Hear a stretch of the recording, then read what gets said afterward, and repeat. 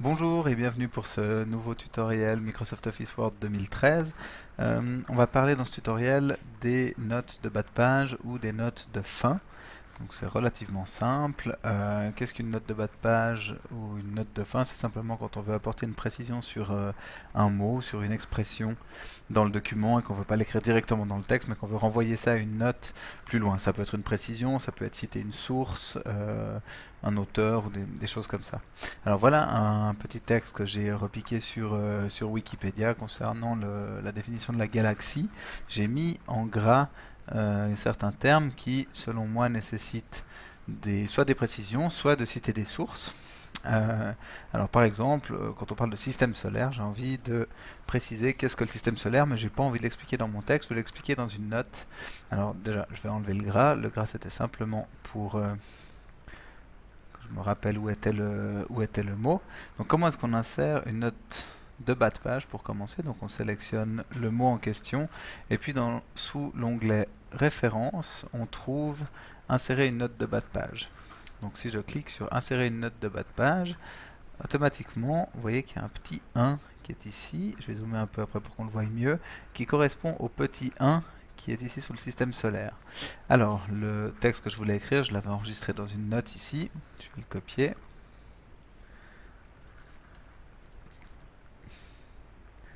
Et le coller avec une définition, voilà, le système solaire est un système planétaire, etc. Blablabla.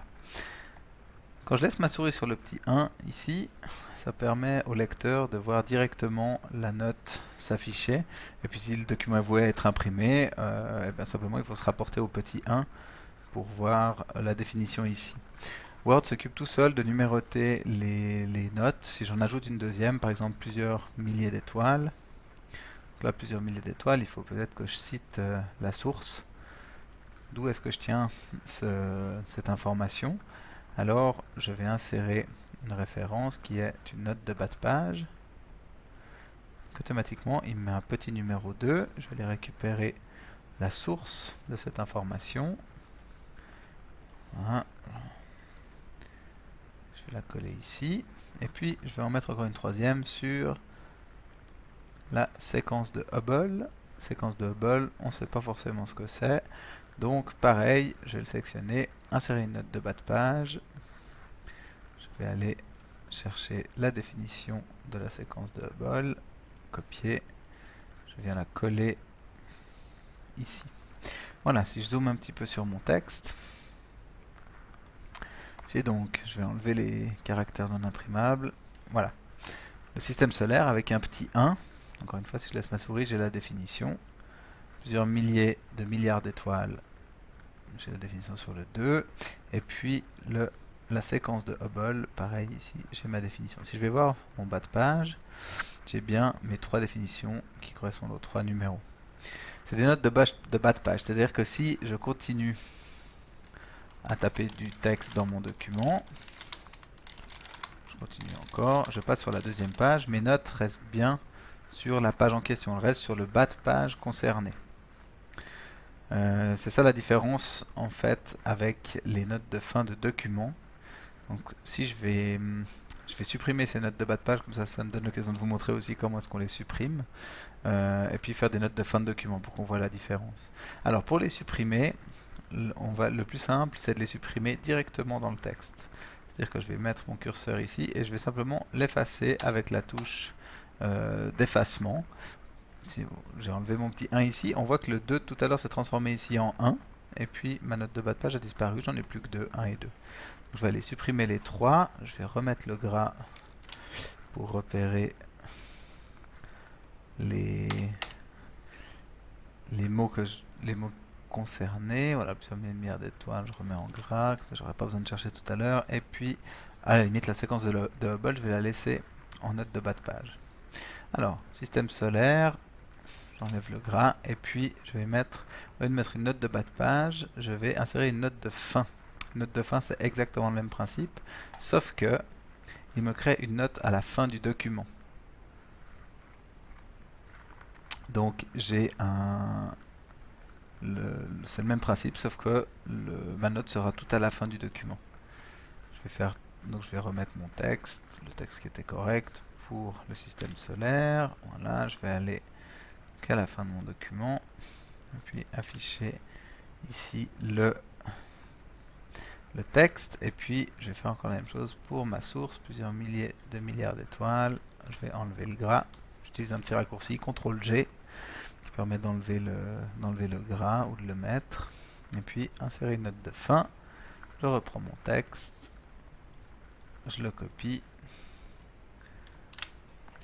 Voilà. Ce qui fait que si je continue à taper du texte dans mon document, on voit que la note, si je mets un saut de page, CTRL Enter, la note part bien tout à la fin du document. Alors que cette note-là, je peux ajouter tout ce que je veux, elle reste en bas de page puisque c'est une note de bas de page. Vous avez remarqué que la numérotation est différente. Dans la note de bas de page, j'ai eu des 1. Je retourne voir ici. Ma note de bas de page, j'ai un petit 1, après j'avais un petit 2, après j'avais un petit 3. Si je vais voir ma note de fin de document, j'ai des I, etc. Ça se voit peut-être pas bien là, je zoome encore un peu. Voilà, j'ai des I, etc. Donc si on affiche toutes les options des notes de bas de page, on voit qu'on peut choisir le format des notes de fin. Typiquement, je peux vouloir des ABC par exemple. Si je mets des ABC, appliquer, on voit que mes notes de fin viennent en ABC.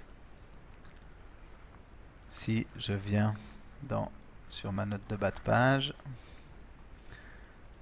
et que pareil, je vais ici, ma note de bas de page, je peux vouloir la numéroter avec des I, ou alors je peux dire que je veux un format de nombre, mais je veux seulement numéroter à partir de 2, pour une raison ou pour une autre. Et puis, qu'est-ce qu'on a encore comme option? Est-ce que la numérotation est continue pour tout le document? Est-ce que ça revient à 1 chaque fois qu'on change de page? Ou est-ce qu'on recommence à numéroter pour chaque section? Je vous invite à regarder le tutoriel sur les sections si vous ne savez pas ce que c'est. Et puis les modifications qu'on est en train de faire, on peut les appliquer soit à tout le document, soit si on a des sections, on peut sélectionner la section en cours. Donc, honnêtement, on ne va pas trop utiliser. La plupart du temps, on utilise des notes de bas de page qui sont numérotées tout au long du document. Voilà. Je crois que c'est tout ce qu'il y avait à dire pour les notes de bas de page. Donc je vous remercie de m'avoir écouté et à bientôt pour un nouveau tutoriel.